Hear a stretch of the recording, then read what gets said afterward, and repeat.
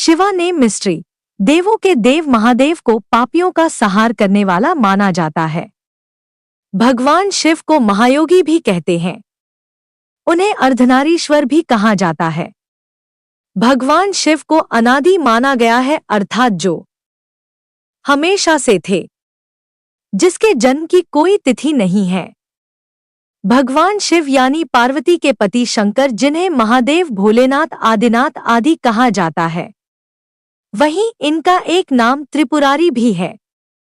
दरअसल हिंदू धर्म में भगवान शिव को डोट अनादि अनंत अजन्मा माना गया है, यानी उनका कोई न आरंभ है न अंत है, न उनका जन्म हुआ है न वह मृत्यु को प्राप्त होते हैं।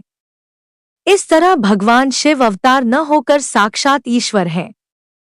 भगवान शिव को कई नामों से पुकारा जाता है।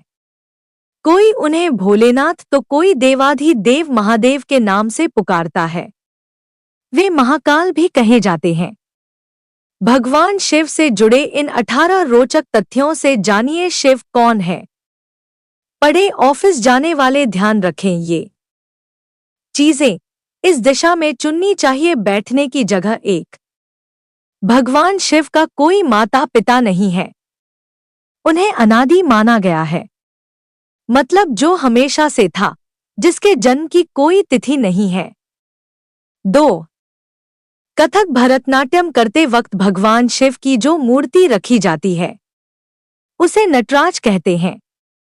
3, किसी भी देवी देवता की टूटी हुई मूर्ति की पूजा नहीं होती है, लेकिन शिवलिंग चाहे कितना भी टूट जाए फिर भी पूजा जाता है।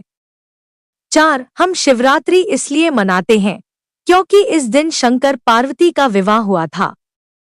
5, शंकर भगवान की एक बहन भी थी, अमावरी, जिसे माता पार्वती की जिद पर खुद महादेव ने अपनी माया से बनाया था।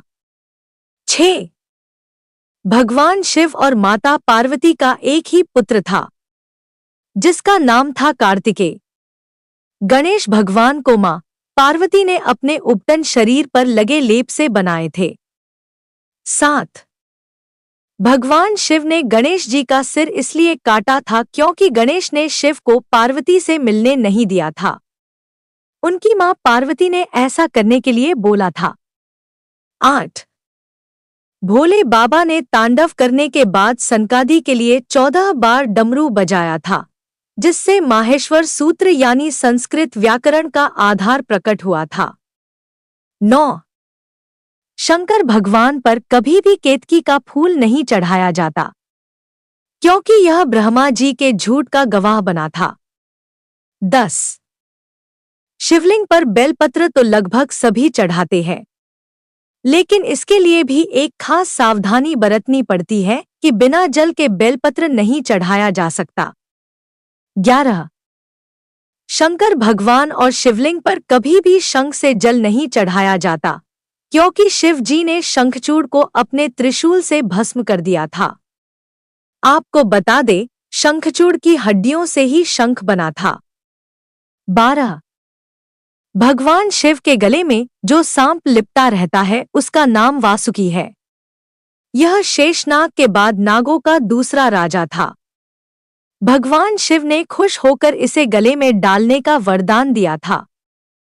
13, चंद्रमा को भगवान शिव की जटाओं में रहने का वरदान मिला हुआ है। 14, जिस बाघ की खाल को भगवान शिव पहनते हैं, उस बाघ को उन्होंने खुद अपने हाथों से मारा था। 15, नंदी जो शंकर भगवान का वाहन है और उसके सभी गणों में सबसे ऊपर भी है, वह असल में शिलाद ऋषि को वरदान में प्राप्त पुत्र था, जो बाद में कठोर तप के कारण नंदी बना था। 16, मां गंगा भगवान शिव के सिर से बहती हैं, क्योंकि देवी गंगा को जब धरती पर उतारने की सोची तो एक समस्या आई कि इनके वेग से तो भारी विनाश हो जाएगा। तब शंकर भगवान को मनाया गया कि पहले गंगा को अपनी जटाओं में बांध लें, फिर अलग अलग दिशाओं से धीरे धीरे उन्हें धरती पर उतारें। शंकर भगवान का शरीर नीला इसलिए पड़ा क्योंकि उन्होंने जहर पी लिया था। दरअसल समुद्र मंथन के समय 14 चीजें निकली थी। 13 चीजें तो असुरों और देवताओं ने आधी आधी बांट ली, लेकिन हलाहल नाम का विष लेने को कोई तैयार नहीं था। ये विष बहुत ही घातक था, इसकी एक बूंद भी धरती पर बड़ी तबाही मचा सकती थी। तब भगवान शिव ने इस विष को पिया था। यही से उनका नाम नीलकंठ पड़ा था। 18 भगवान शिव को संहार का देवता माना जाता है, इसलिए कहते हैं तीसरी आंख बंद ही रहे प्रभु की। इसीलिए त्रिनेत्रधारी कहा जाता है। शास्त्रों में भगवान शिव का चरित्र कल्याणकारी माना गया है। उनके दिव्य चरित्र और गुणों के कारण भगवान शिव अनेक रूप में पूजित हैं। देवाधिदेव महादेव मनुष्य के शरीर में प्राण के प्रतीक माने जाते हैं। जिस व्यक्ति के अंदर प्राण नहीं होता उसे शव का नाम दिया जाता है। भोलेनाथ का पंच देवों में सबसे महत्वपूर्ण स्थान माना जाता है। वैसे तो महादेव को एक आकृति या तस्वीर में बांधना गलत है, क्योंकि महादेव तो अनंत है, लेकिन कोशिश कर सकता हूं।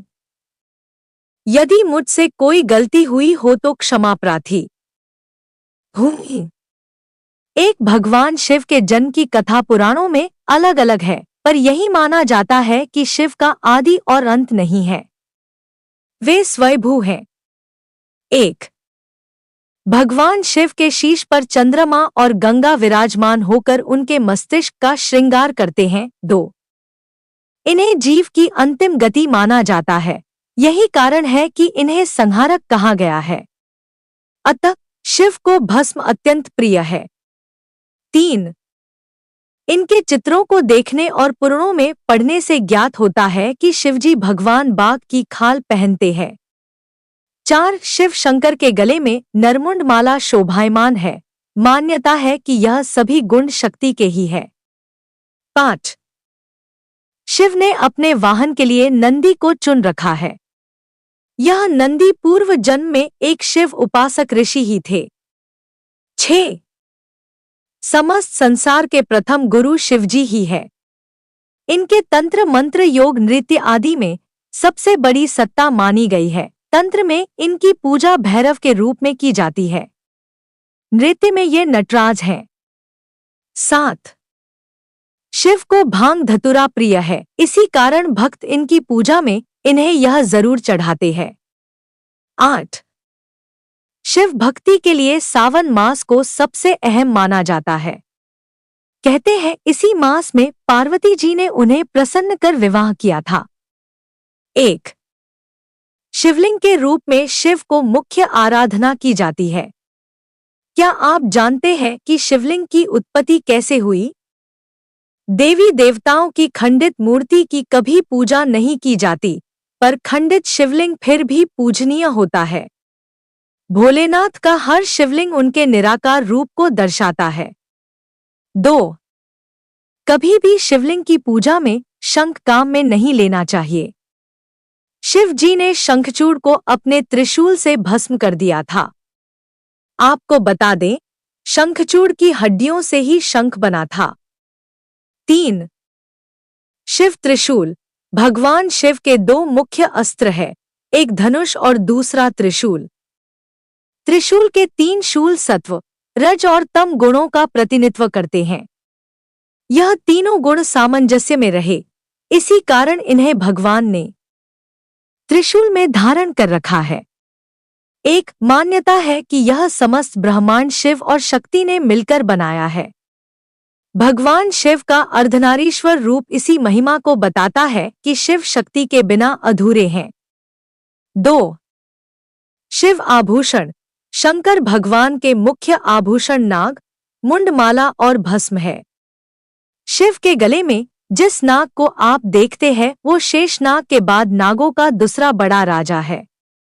इसका नाम वासुकी है। प्रयाग में वासुकी नाग का मंदिर भी है।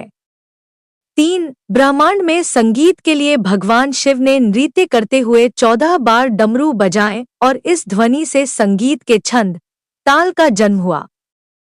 4 गान्यता है कि डमरू ब्रा का स्वरूप है जो दूर से विस्तृत नजर आता है, लेकिन जैसे जैसे हम इसके करीब पहुंचते हैं वह संकुचित हो दूसरे सिरे से मिल जाता है और फिर विशालता की ओर बढ़ता है।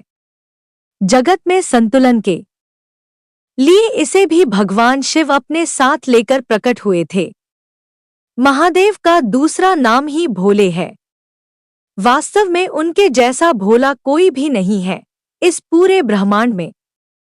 अब उन्हें आप प्रेम पूर्वक एक तिनका भी भेंट करेंगे तो प्रभु प्रसन्न हो जाएंगे। हाँ, लेकिन जो भी आप महादेव को अर्पित कर रहे बस अपने पूरे मन और श्रद्धा के साथ करें।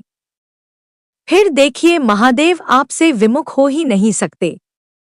इस समस्त ब्रह्मांड में ऐसा कौन है जो मात्र जल अर्पण से प्रसन्न होता हो, यहाँ तक कि साधारण व्यक्ति भी नहीं।